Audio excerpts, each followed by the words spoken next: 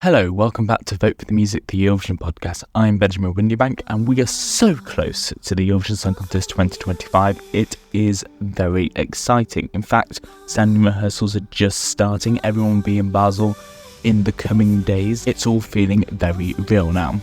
But unfortunately, today we're going to have to speak about an announcement which came through the press today about Eurovision 2025 and the EBU's new flag policy and what that means for the contest going forward.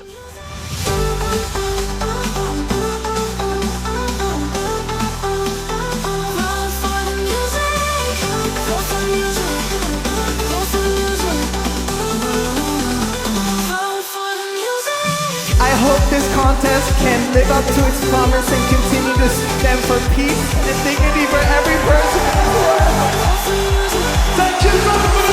This is Vote for the Music, the Eurovision podcast.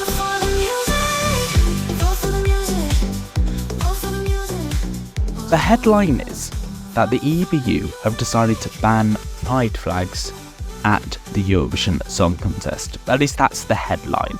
We can look a bit further into this and have a look at the detail, but fundamentally that's what's happened. So the previous flag policy at the Eurovision Song Contest was that only the flags of the participating countries and any country that any one of the participants came from could be displayed at the Eurovision Song Contest, and then plus flags like the EU flag and flags like pride flags were all allowed as well. There was previously before this a circulated list of specifically banned flags, including most notably the Palestinian flag, but it also included things like the flag of the Islamic State. Naturally, you can understand why that, for example, was on there.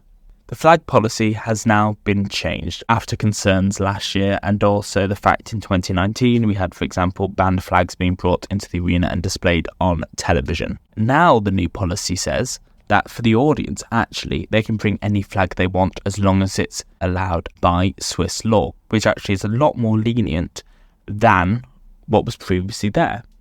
Now, the audience could bring in Palestinian flags if they wanted to. That is completely fine under Swiss law, something which has not been allowed for quite a while. However, that's not the only part of the policy. That part of the policy, most people seem to be pretty okay with, most people seem to be pretty happy with.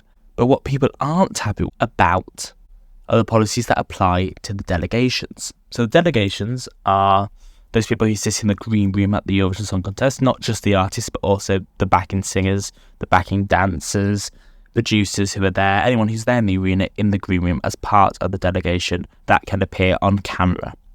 Now, they are only allowed, from now on, to hold the flag of the country they represent. And that counts in the green room, that counts on stage, that counts at the flag parade, that also counts at things like the turquoise carpet. Now, previously before this, it was not uncommon to see participants hold a multitude of flags, and no one was, outside of what happened with Atari in 2019, doing anything that seemed to be actually going up against what the EBU wanted.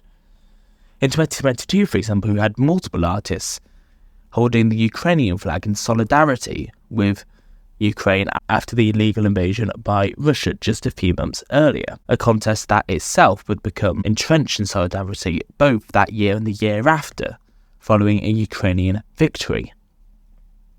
We've also seen plenty of examples of artists who are not from the country they represent bringing both flags along. For example, in 2016 and 2019 we had Serhat, who represented San Marino, who held up both a San Marinese flag and a Turkish flag. Now, under policy, the Turkish flag would not have been allowed because it was not a participating country, but it was absolutely fine for Serhat to bring it because he was Turkish. However, now, for example, we have Emmy from Ireland, who is originally from Norway. Now, she cannot, even if she wanted to, do the same, hold up an Irish flag and a Norwegian flag. Now, this is pretty bizarre because both of them are fine under the rules. Both of them are from participating countries. And yet these new rules prohibit that.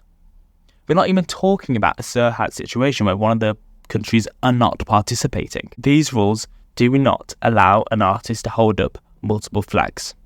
But it's not just countries that this applies to. This applies to any flag. So, an artist cannot hold up the EU flag, an artist cannot hold up a pride flag. Now, it's been a big part of the Eurovision Song Contest, specifically in the flag parade in the last few years, of artists bringing on pride flags. This is very important, specifically in the changing climate of Europe and the changing political tensions, to show representation of LGBTQ plus people.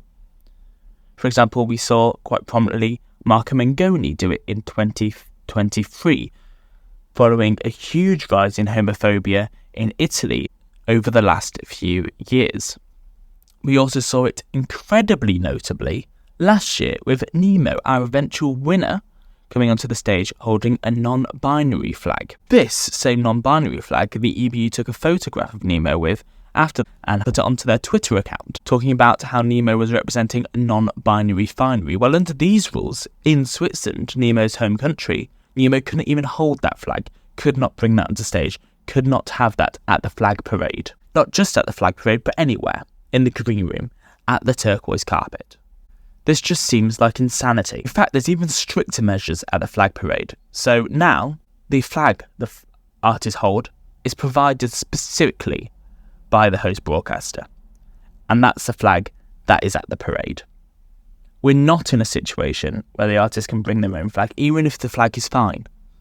Last year, for example, we saw Oleg Alexander from the United Kingdom, for effect, bring on a large Union Jack, which was battered and tattered because that fit with the grungy aesthetic of his performance.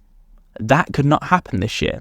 He could not bring on that flag. He has to bring on the flag that is provided by the host broadcaster. Now, what message is all of this sending out?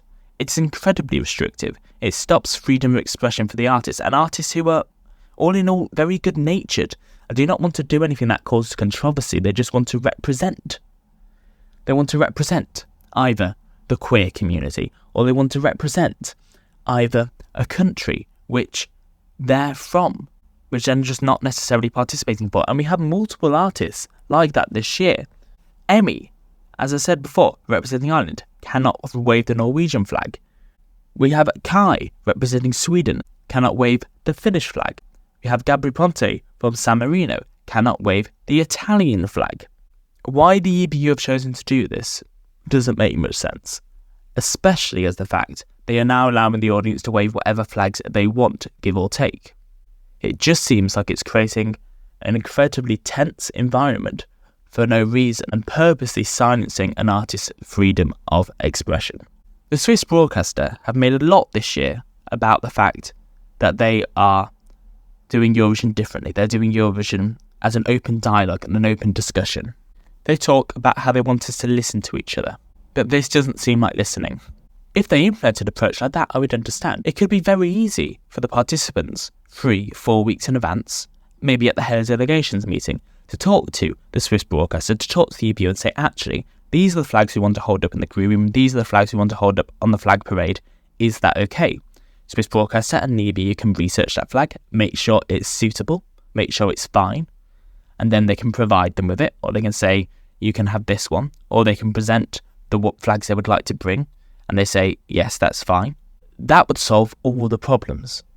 And yet, that's not been allowed. Instead, we have a blanket policy that seems incredibly unfair, and that seems to actively harm the artist's freedom of expression and seems to take something away from the Eurovision Song Contest. The Eurovision Song Contest is a platform to promote progressiveness, to promote values, to promote inclusivity.